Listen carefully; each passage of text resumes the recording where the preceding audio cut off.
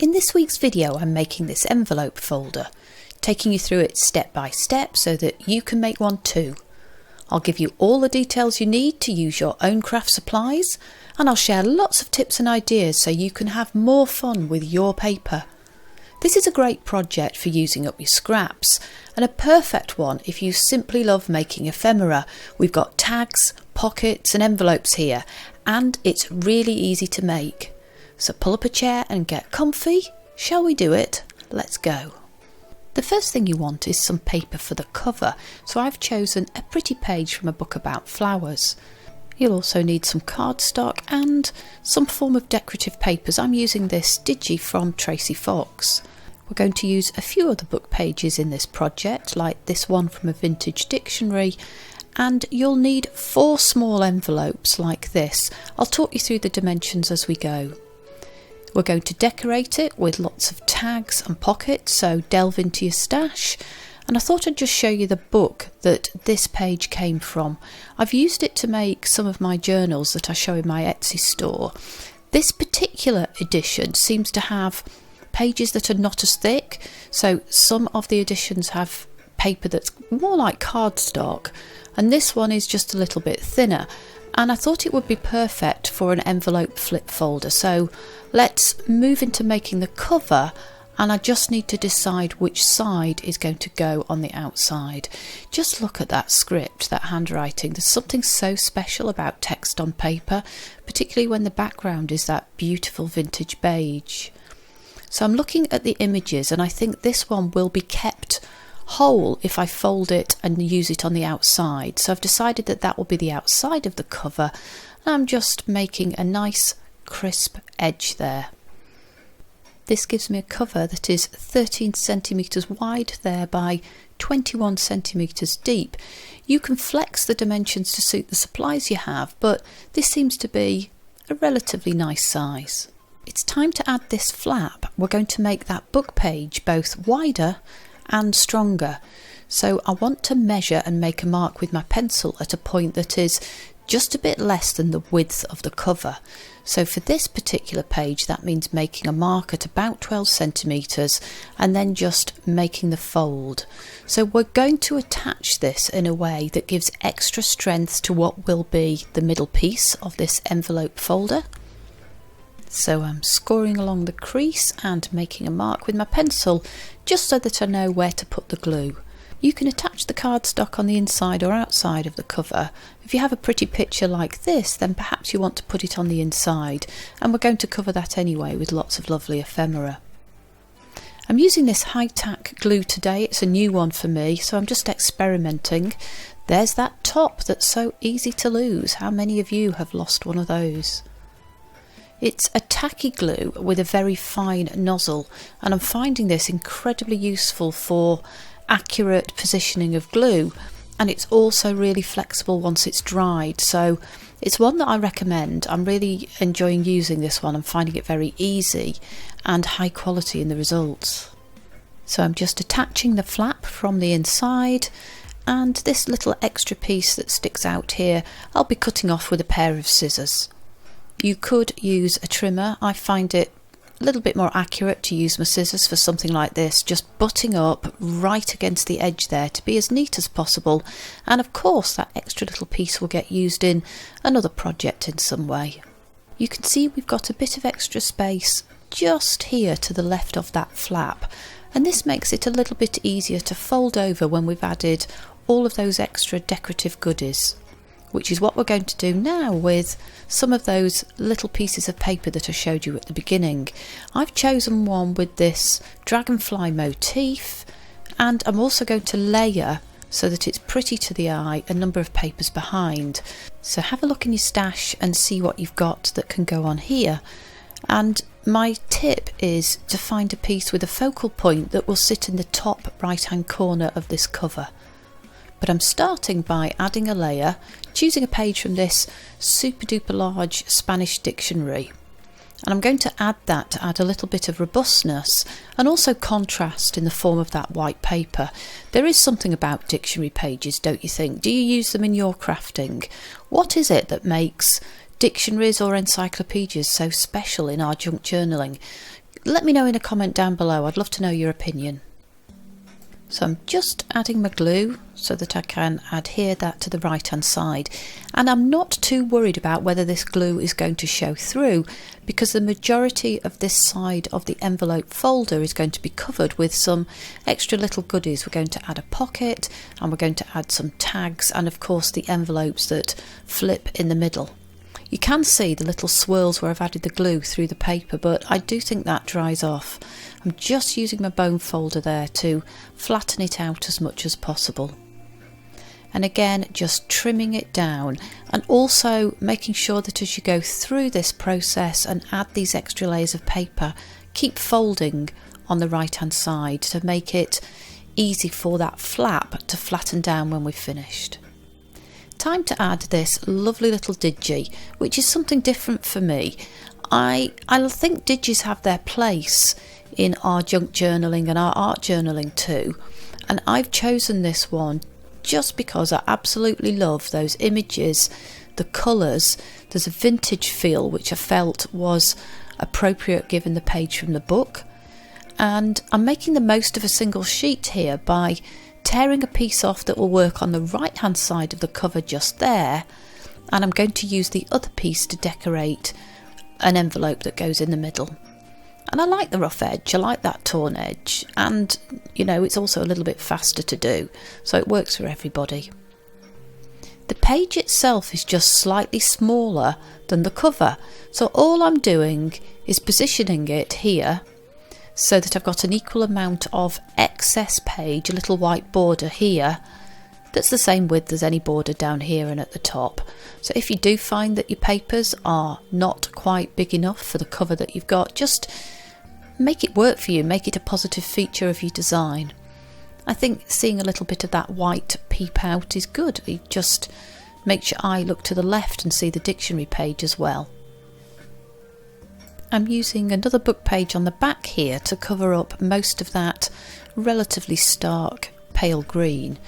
It's just a page from the vintage dictionary that I've used on a few other occasions. I've made pockets out of this and I've painted on it, I stamp on it. I absolutely love this book, and when it's finished I'm going to be looking for another. You can see how old it is, the papers come out really easily. Yep, just something that I love. So this will go on the back and overlap the crease, and that will give it a little bit more strength. So again, just adding it with glue, not too much. It isn't as big as the cover, so I'm just going to place it carefully on the left there so that again the border looks intentional because it's an even amount around the page. I'm happy with the back here now, it's nice and flat and well attached. I just want to break up this line here, so I've chosen a roll of washi tape and I'm just going to attach a small amount down here. It's a piece with text on, and it just makes it a little bit prettier as I go about decorating the rest of this folder. And now that the cover's ready, we're going to add the envelopes, which open up to a pocket and a tag and nest within each other to make it interesting so that they flip open like this. We're going to add some pretty papers and a belly band and some tags. Really pull on any of the ephemera that you want to use. We need 4 envelopes today. They can be bought or they can be ones that you've made yourself, and if you do fancy making them yourself, I have a really easy method in another video that doesn't require a template. I've made some in a black and white here, so monochrome, an old book about tennis, and I've also been making them in this buff coloured paper using a different book page, and I think the beige tone of that goes really well with that digi paper and also the book page. The key is that they are no deeper than the width of our middle piece of the cover, so they can be different sizes, but you want them to be able to flip, flap and nest within each other. What we're going to do is attach 2 to each other twice, so that we have 2 on the right hand side to flip in and 2 on the left hand side to flip in. But first, I think what I want to do is decorate the cover of this one. This is the largest of my envelopes. It's made with glossy paper, and I just want to take some of that away. So I'm using some of the rest of that digi paper. I'm being quite economical here, just making use of one A4 sheet. and I'm tearing that piece off and attaching it so that I can see more of the insects, more of that main theme on the front of the envelope. You can see a really nice butterfly there and some text postcard. You could add a little bit more than I have here, maybe a bit more collaging, that would be fun. But this is enough just to take away the brash of the glossy paper, and I quite like the effect when I put that upright so that it's 90 degrees to the text on the right hand side on that cover. So I'm now going to attach two envelopes to each other, and it's flap to flap. So I just need some glue on the smaller of the envelopes. Again, I'm using the high-tack glue, and I'm just adding a little bit, and I'm butting it up really neatly into the fold of the larger envelope like this. I'm happy that the distance here and here isn't equal. I like a bit of asymmetry in my projects, and that's going to give us the front of our envelope flip mechanism. So I just need one other pair to be brought together. So again, glue on the smaller of the flaps and butting it up really neatly and folding over with a slightly larger envelope in this case. Time to add the front pair of envelopes onto the cover.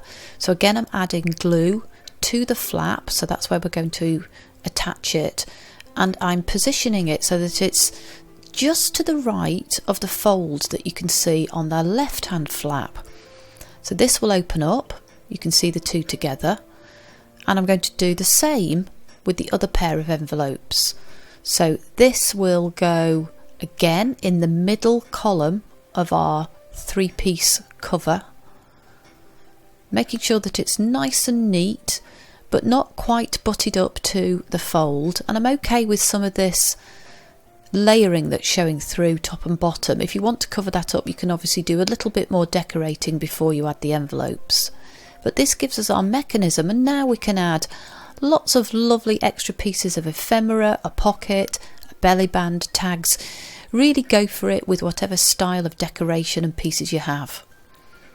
I love making pockets, so I thought we'd add one today, and to bring the colour theme together I've added this toning piece of washi. So this tortoiseshell butterfly, if that's what it is, will match the washi tape that I put on the base of this sloping pocket. If you like making pockets, then again I've got a video with 3 examples, 3 really easy but useful pocket styles that you might want to add to your junk journal.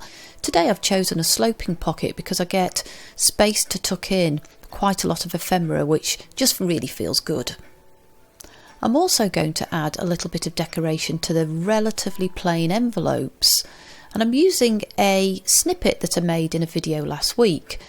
So I thought that I would use a snippet as a belly band today, and many of you, when you watched that video, did ask me what other ways I make use of snippets.